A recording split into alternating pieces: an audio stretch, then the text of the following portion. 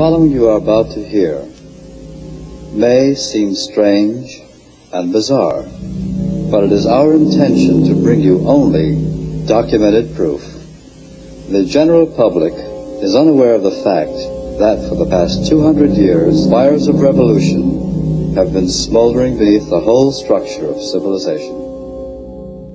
In 1953, the California Senate Investigating Committee on Education released its 11th annual report. On pages 169 and 170 of that document, we find the following words, quote, "So-called modern communism is apparently the same hypocritical and deadly world conspiracy to destroy civilization that was founded by the secret order of the Illuminati in Bavaria on May 1st, 1776.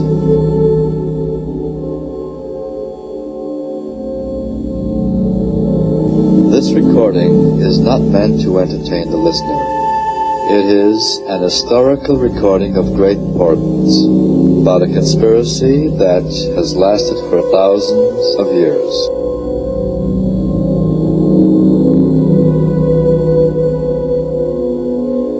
Adam Weishaupt, who is a doctor of canon law at Ingolstadt University, revised and modernized the age-old conspiracy, and then reorganized the Illuminati and organized the Grand Orient Lodges to be their secret hiding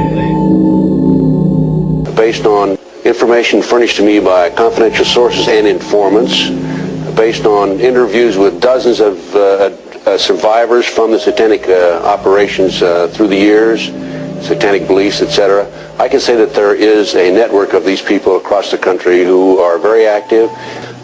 They are in contact with each other. It ties in loosely to the drug operation. They have their own people who specialize in surveillances and photography and in assassinations. This world revolutionary movement started in the celestial world when Lucifer challenged the right to Almighty God to be the supreme authority on the grounds that his plan for the rule of the universe was weak and impractical, because it was based on the premise that lesser beings could be taught to know him, love him, and serve him out of respect for his infinite perfections. I told you that the Luciferian plan was to ensure peace and law and order by the enforcement of a totalitarian dictatorship enforced by absolute despotism. After one of my lectures, here's about 2 years ago, this is why I changed my mind from and using the word hallucinate network to conspiracy. After one of my lectures, a gentleman came up and gave me a book. He said, "Ted," in fact, that lecture was specifically on the McDonald case. "Ted, here's what it's all about. Take this book and read it." And this is the book, folks. It's called Pawns in the Game. And it's by William Guy Carr. William Guy Carr had the same problem I did. He wanted to know what's going on in America and around the world. He was a Canadian, however. And as a result of his research, he wrote this book. So we have the Illuminati. Now, the Illuminati was established in 1776 by a fellow named Adam Weishaupt. In 1773, he was commissioned by one of the Rothschilds, House of Rothschild, to put together an organization called the Illuminati. And he culminated his work in May the 1st, 1776. If you'll notice, that's a communist holiday. Some of his goals, and the goals that he was commissioned to set up, there were 25 of them. And here they are right here. Here's the beginning of it right here. And rather than read each one of them, I'm going to summarize it, okay? Because we got a lot of work to get into. Number one issue was men are inclined to evil rather than good. Number two goal and issue was to preach liberalism. Number three, use the ideas of freedom to bring about class wars. That's what we're doing today. Number 4, any and all means should be used to reach our goals as they are justified. Any and all means. Number 5, their rights lie in force. We're talking about the Illuminati rights lie in force. Number 6, the power of our resources must remain invisible until the very moment when it has gained the strength that no cunning or force can undermine it. And if you will notice, it's been very few people know about the Illuminati, so they have maintained their invisibility until most recently. Number 7, advocated mob psychology to obtain control of the masses. Number 8, use alcohol, drugs, moral corruption, and all forms of vice to systematically corrupt the youth of the nation. I mean, I don't need to document that one. How about South Central LA, CIA drug operations coming in there. Number 9, seize property by any means. We're seeing that on a daily basis. Farmers, businessmen, people who are arrested on nebulous charges, their property being taken away from them. Number 10, deal with the use of slogans such as equity, liberty, fraternity into the mouths of the masses in psychological warfare. Number 11, dealt with war. Number 12, told those present that they must use their wealth to have candidates chosen to public office who would be obedient to their demands and would be used as pawns in the game by the men behind the scenes.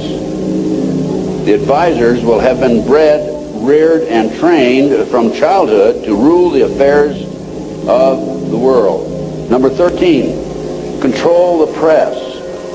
If you heard my lecture yesterday on Oklahoma City, I documented that the mainstream media is being controlled.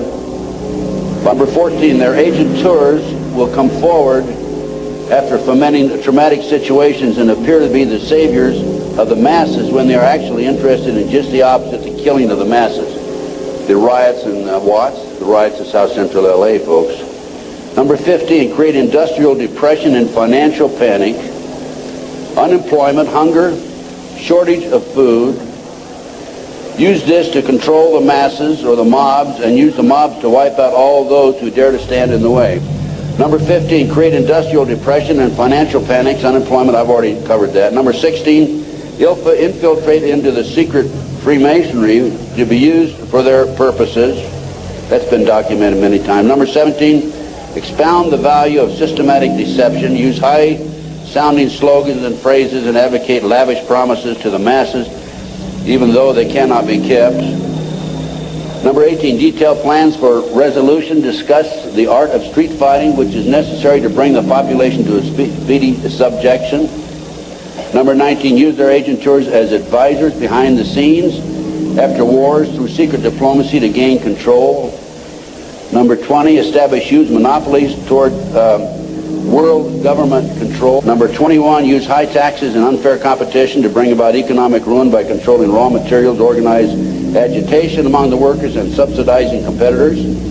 GATT, NAFTA. Number 22, build up armaments with police and soldiers sufficient to protect our interests. Number 23, members and leaders of the one world government would be appointed by the director. Okay, number 24, infiltrate into all classes and levels of society, of government, for the purpose of fooling, bemusing, and corrupting the youth members of society by teaching them theories and principles that we know to be false. Number 25, national and international laws should be used to destroy civilization. We have the words of the Our Father. Everybody prays many times a day. In some cases, we say, thy kingdom come, thy will be done. But what do we actually do towards establishing God's plan for the rule of creation and putting it into effect on this earth? If we had, during the last 2,000 years, put those words into effect, the Luciferian conspiracy could not have developed to word is today in its semi-final stage. These brilliant-minded men consisted of men of all walks of life, scientists, military leaders, economists, educationalists, encyclopedists, so on. That is where the word Illuminati is derived from. They are undoubtedly brilliant-minded men.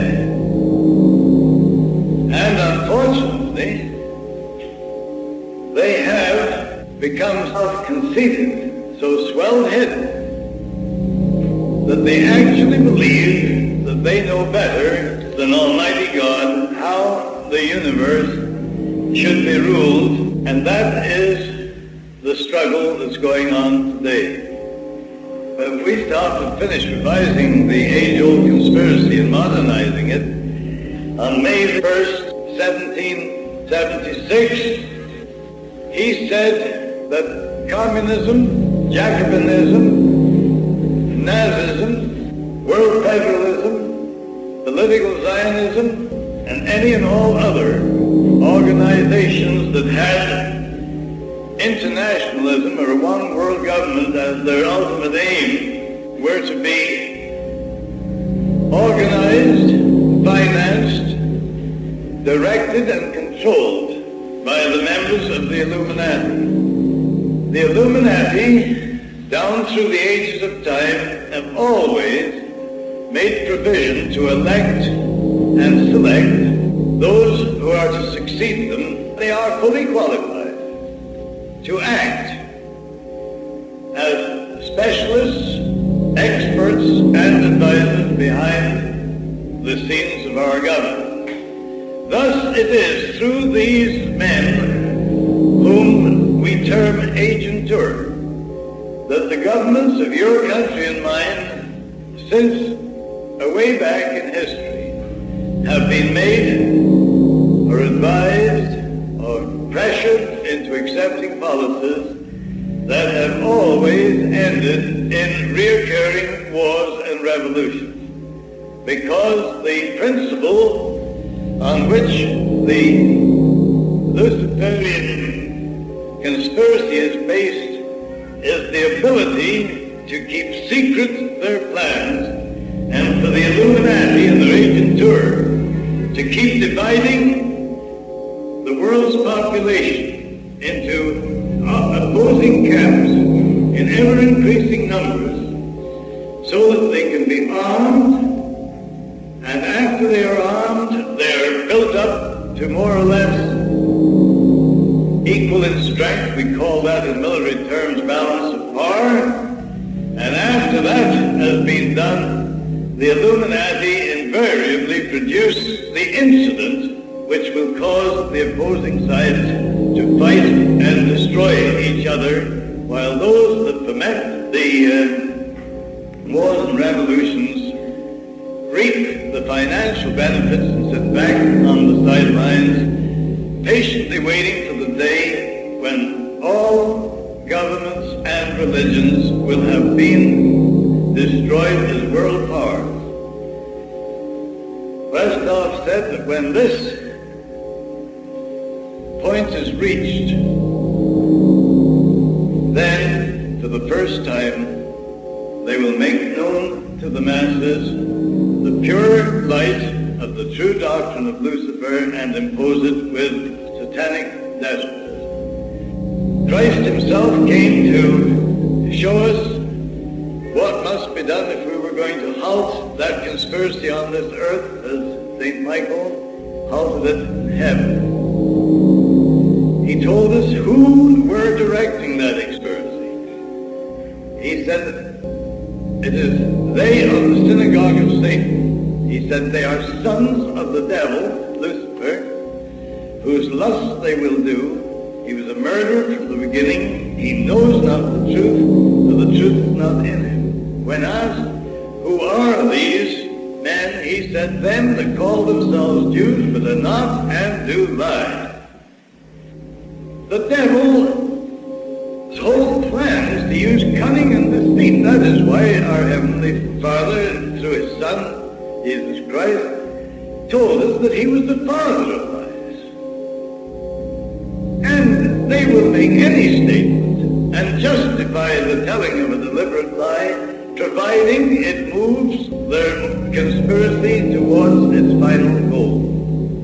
That theory is what is being put into force here today. The people that we're so proud to say govern the country are not going to have any say unless we educate and make them understand that we are in the semi-final stage of this conspiracy. Now you say it's too late. We have the words of our Lord Jesus Christ, who told us that if we would go out and teach all nations the truth and the whole truth, knowledge of the truth would set us free from the bonds with which we are being bound by the Luciferian conspirators. Unless we endure the word as well as hearers, unless we translate what we say into action, I'm afraid we are going to suffer the penalty of our indifference. If the truth has been made known to us, it is our duty to pass that truth on to as many other human beings as possible. Because whether or not we can halt this devilish conspiracy before God has to intervene to save all flesh being destroyed or not, by making the truth known to our neighbors, we can at least open their eyes and make them realize what is going on so they too can become the elect of Almighty God.